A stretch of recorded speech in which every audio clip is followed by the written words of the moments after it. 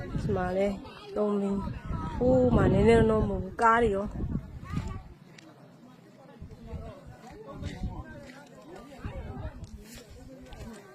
မကြည့်အောင်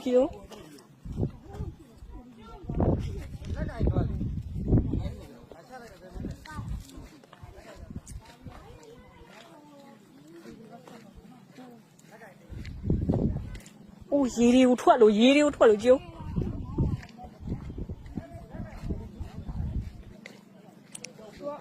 အောက်ထဲမှာမြည်ကြီးထားတဲ့အစီအစဉ်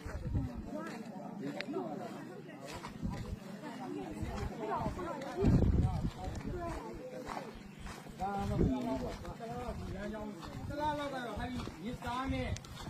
ပြင်ဒီလမ်းကြောင်းတော့ယာယီပြင်မှာပါတော့ဒီနေထားတယ်တော့လောက်နဲ့ဆင်ရမှာအဲလိုမြင်ဆင်ရမှာတရားကတော့ထိခိုက်မှုသိမ့်မရှိဘူးနဲ့ဒီကျဲကြီးကြောင်းကတော့အင်မတန်မှ Oh my god ကိုဘက်ဆက်သွားလို့မရတော့ ရတော့ ဘူးကတော့ခင်ဗျားတို့ထုတ်ကြည့်လိုက်ရယူ ကားတစ်စီးမှာ အဲ့ဒါလည်းတော့ဘာမှမဟုတ်ဘဲနဲ့ရှင်းမလို့ရတဲ့ခုကြောင်ပါ